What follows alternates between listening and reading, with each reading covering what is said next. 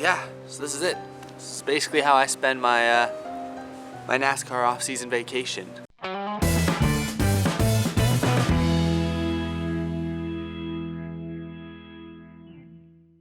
How's it going, everybody? My name is Eric and welcome to Out of the Groove. I've been putting off making a video on this topic. I plan on doing this, sometime this off season. I guess I'll do it now, get it out of the way. I wanted to at least wait until Thanksgiving was over so I could, relax, have some good vibes, good feelings. But today we're going to talk about the state of NASCAR because this year, 2018, in case you didn't follow along that closely,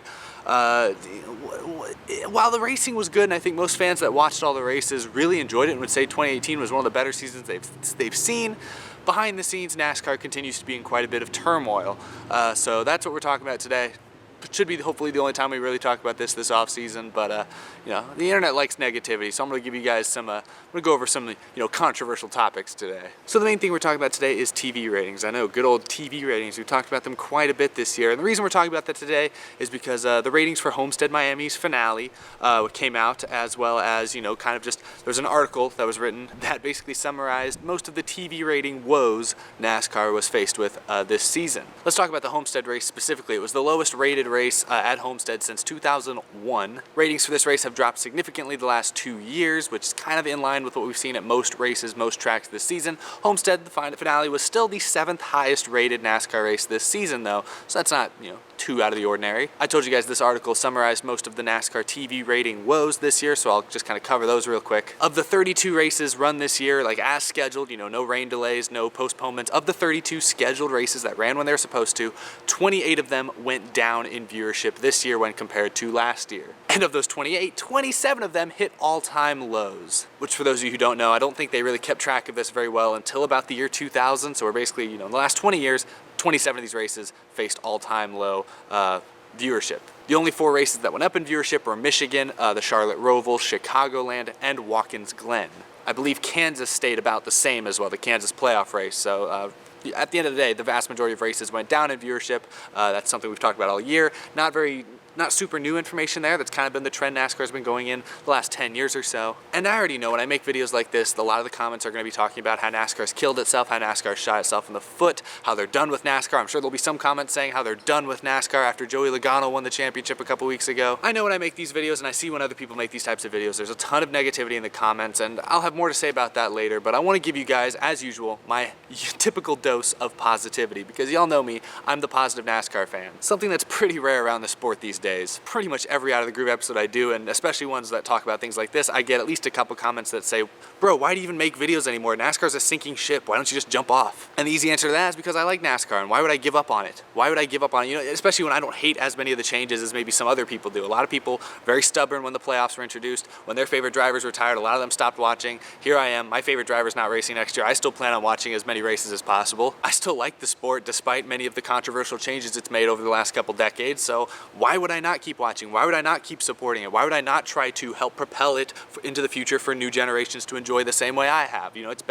It's made a huge impact on my life. I think being a NASCAR fan has taught me a lot of things. Being a NASCAR fan has entertained me in many ways. And I want people to enjoy that as well for future generations. What's wrong with that? But anyway, I'll move on from that. So we talked about how TV ratings have dropped pretty much across the board this year. We've talked about it a little bit throughout the season, but now that Homestead's over, now that the season's fully over, we can look at it in a nice, neat package for us. Yeah.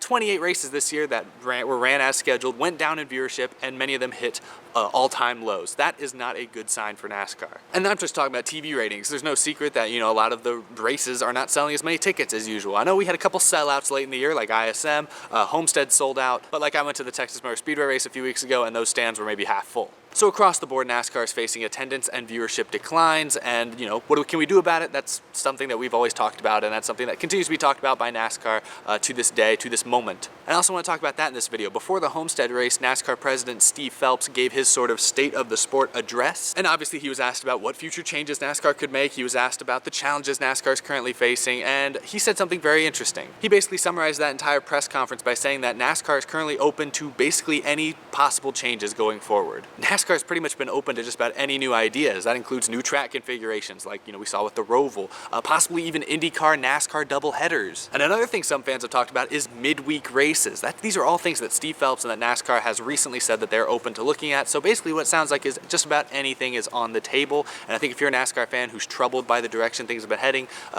recently, that should be nothing short of a positive, just a huge positive sign for you. But of course, talk is cheap.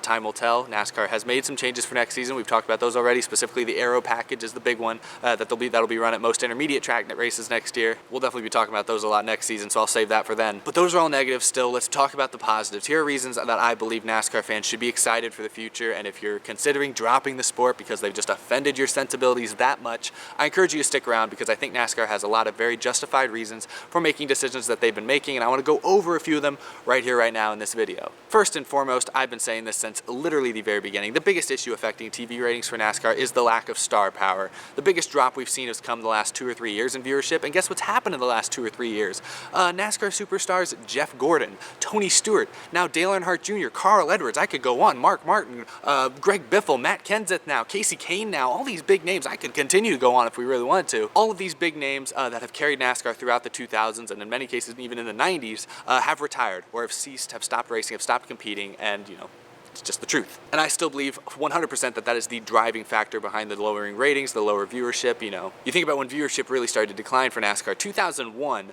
Dale Earnhardt Sr., who, he was a very controversial driver, but he was a hero to many NASCAR fans in the world. He passed away tragically, we all know.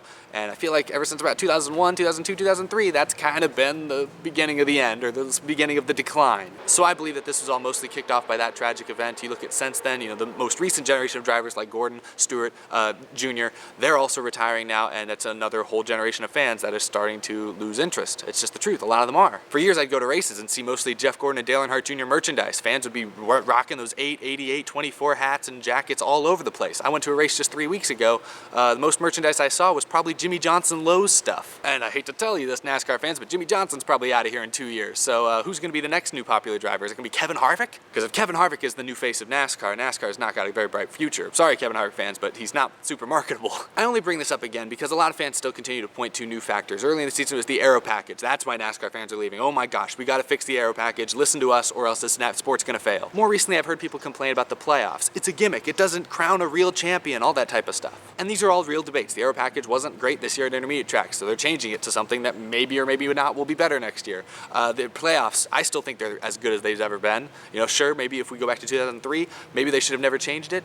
I'd be fine with that as well, but the truth is they did change it. Can't really go back now. I say we stick with what we have, but I made a whole video about that last week. You guys can agree to disagree with me if you want, but those are my stance on that. I think the current playoff package is pretty darn good. Playoff package, I meant playoff system, not a package. Gosh, I'm combining everything right now. But going back to drivers leaving and that being the biggest issue for NASCAR, NASCAR's got a lot of promising young drivers in their system. They have Chase Elliott, who finally broke through and won 3 races this year, made it deep into the playoffs again. He's a real superstar. He's a guy that I think a lot of fans can root for going forward. He will drive the sport into the future, guarantee it. The guy who just won the championship, Joey Logano, still very young. What is he, 28 years old? The dude's gonna race for at least another 10 to 15 years, easy, and he's on a great team, very marketable driver.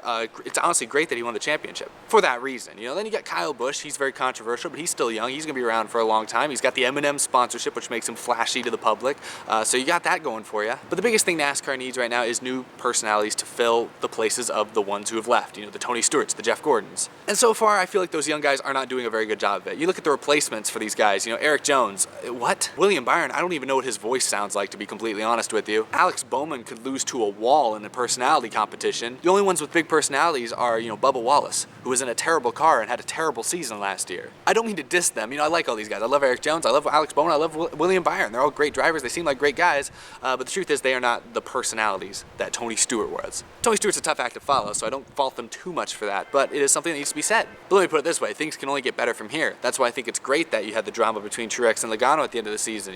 Two butting heads, can I say different generations? They're only like 10 years apart in age, so not really different generations, but 2 different ideologies butting heads. I think that's good for the sport. So going forward, I think NASCAR has a lot to be excited about. Things really can't get any worse as far as driver personalities. Another thing NASCAR fans should hopefully be excited about, another reason they have to be optimistic, is the fact that recently it's been rumored that NASCAR is in discussions to possibly purchase ISC. ISC owns a whole bunch of NASCAR's tracks like Daytona, Martinsville, Darlington, and many more. This is very important because should this deal go through, should they strike a deal at some point where NASCAR now has direct ownership of all of these tracks, these are a lot of tracks here. One big thing we've talked about the last year or so is possible schedule changes for the future. And if NASCAR is able to basically own all of the tracks, they can make the decisions internally. They don't have to like go and negotiate with ISC and that'll be a whole process where they have to like find some sort of medium ground. No, in this case, if NASCAR owns it, NASCAR can just do whatever they want with the tracks and basically design whatever schedule that fits them the best. So that's a great reason to be excited if you're a NASCAR fan, especially if you're one of those fans that wants more short tracks, more road courses, more diversity on the schedule, in the next couple of years. I think there's a very good chance that that could happen. So there's a good reason to be excited there. Another big thing, I'm not going to talk about the aero package too much, but one of the biggest things about the aero package for 2019 is that they're lowering horsepower in the engines to 550. NASCAR currently runs around 700 horsepower on most tracks. These are 900 horsepower engines that they already are restricting a little bit.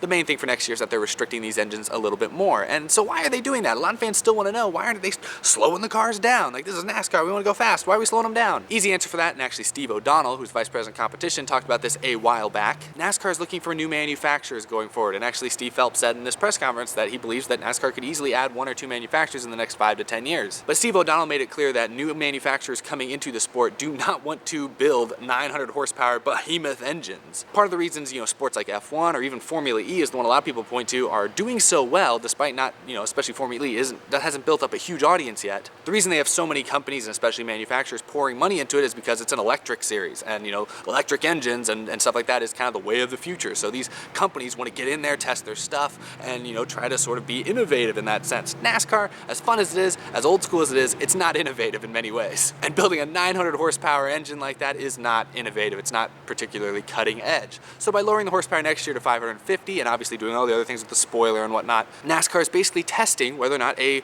lower horsepower engine is feasible in the future, is going to be good for the product, because that's kind of a middle ground NASCAR needs to find. If NASCAR can prove next year that 550 horsepower can produce good racing at most tracks, then they can hopefully in the near future, when the next package, when the Gen 7 is announced, just make it a 550 horsepower engine, and then new manufacturers, it'll be much more affordable for them to get involved with the sport. Because that's the big thing people talk about when they talk about NASCAR, it's cutting costs. Furniture Row Racing went from winning the championship in 2017, one sponsor leaves, and now they're out of business. So that just proves that costs need to come down in NASCAR. It needs to become more affordable to race these cars, every week. And I think NASCAR clearly is making changes to work that direction. And that's just inevitable. You may not be a big fan of the aero package for next year, but I think you got to realize that NASCAR is in a box here. I'm still optimistic that the package is actually going to make racing better at 1.5 mile tracks, but since we haven't really seen it in action yet, there's no way to really know. It could be good, could be bad, could be somewhere in the middle. We have no idea yet, so the reason that some people are already dismissing it, some people are already loving it, isn't really fair. It's not really a fair judgment. Wait until you see it in action before you really pass any serious judgment. But I just want NASCAR fans to realize that this is something that NASCAR has to do, and hopefully I think this is a positive thing because it proves that NASCAR is listening to the fans. They understand what the problems are. They understand that a big change that needs to happen is cutting costs. That's why they've switched to composite bodies in the Xfinity Series. Cheaper costs there. They've standardized the pit gun, so teams no longer are spending hundreds of millions of dollars on pit gun stuff every year. Lower the number of people on pit road, all that stuff. They've done all these rules just this last year to cut costs. Engines going forward to try and bring in new sponsors, new manufacturers, cutting costs however way they can where it doesn't overly affect the product is the best thing for NASCAR. And I think next year and then the year after, since those are both kind of the test years for NASCAR before the Gen 7, that's why I'm excited, because they're testing things and I don't think it's going to hurt the product too much, and they're finding ways to cut costs. That is key. That's why NASCAR fans should be positive, because the sanctioning body, it feels like for the first time in a long, long time, is really listening to the fans. The last 15 years or so, I feel like NASCAR just make changes just to make changes, just because they were trying to liven things up. I feel like now at least NASCAR is making changes, purposefully. Like, they make sense now. Adding stages to the playoffs makes sense because they agreed that the playoffs were too random, for a few years there. So in 2017, they added stages, the stage points, and bonus points that carry through the rounds. Makes sense. So that's why this year, the 4 best cars all year make it to Homestead. That's the way it should be, and that's the way NASCAR made it. And now with costs needing to be cut, they're finding a way to test a lower horsepower engine. That just makes too much sense now. And I know, not everyone's going to be happy about every single change, but these are changes that need to be made, and I'm glad that NASCAR isn't afraid to make them. They're not, people seem to think that NASCAR is just complacent, just sinking into the ground. No, they're actively, this shows that they are actively trying to find a new business model to fix the sport in a way that will allow it to become profitable again, hopefully in the near future. So when I hear people say that, oh, they're just running NASCAR into the ground like usual, I just say you're not paying attention then. You're just clueless. You're not reading anything, you're not doing any extra research, you're just buying into the clickbait journalism that I guess you read, or that's all you see. I've said this before, I think. I'm not sure if I've said it on the air, but if I haven't, I'm gonna say it now. The truth is that there are a large number of NASCAR fans, and I'm gonna put that in quotation marks, which may or may not be fair, but there is a large portion of NASCAR fans that I think really, deep down, want NASCAR to fail and go out of business and die completely, just so they can then step back and say, I told you so. And it's not everybody, not every NASCAR fan thinks that way, obviously, but I think even the biggest NASCAR fans, secretly down there just a little bit, down deep inside them, just a little bit, even just a tiny, tiny bit, do want NASCAR to fail just so that they can say they were right. I think we're all that way a little bit about a lot of things. Everyone wants something to go wrong for somebody else so that they can say I told you so, whether or not they actually say I told you so, whether they just think it. Everyone wants to feel superior. You know, that's just the way humans are, at least that's the way most humans are. Everyone wants to be better than everybody else. Everyone wants to be the best, and if your ideas aren't what NASCAR is doing, you know, maybe secretly down below you do want NASCAR to fail just so that you can be proven right. It's okay, it's fine to have that in them. Like I said, I think it's kind of human nature. But it's okay to identify it. I think people should be able to identify it and at least kind of understand where those thoughts are coming from. So that's all I can hope for. This has been a longer video than I meant for it to be. I'm gonna get back to my vacation, but thanks everyone for watching. I hope you got something out of it. Hopefully you find this interesting. Thanks as always for the support, y'all. Got my Matt Kenseth back there. He's enjoying his vacation as well. His vacation's, God, he's probably gonna go on for a while now that he's done racing. But as usual, y'all, thank you so much for watching this week's episode of Out of the Groove. I'll be back at it starting next week with more regular episodes. I've taken a few days off, I know, for Thanksgiving. Been out of town. I'm still out of town technically, but I'm filming anyways. Grind never stops. But yeah, as always, you can follow me on Twitter or Instagram if you want to continue the conversation over there, or you can become a Patreon sponsor of the show like Michael Harrison, Cameron James, Tice Moore, and the rest of our amazing Patreon supporters. I actually remember to put them in the video this week. I forgot to do it last week, so I apologize for that. But really, I really appreciate the support. Thank you guys so much for that. And yeah, that's all I got. Remember, you can also send me things. I have a P.O. box now. The address is down below in the description, so if you want to send me some cool stuff, I've actually got a couple things already in the mail that are pretty awesome. I'll show them off in a video sometime soon. But if you want to send me something cool, and I'll hopefully show it off in a video if it's really neat, and shout you out, you can send that to the P.O. box down below. Appreciate y'all taking the time to check that out. As always, I'll be back next week with more videos, more NASCAR stuff all the time, every time, anytime, all the time, whatever I just said. Done a lot of talking. I'm gonna go get a drink of water. Maybe I'll jump in this pool right here. No, probably not gonna do that. It's like 50 degrees out here. But yeah, that's all for me. Thanks as always for watching. See you guys again next week. Stay awesome, y'all.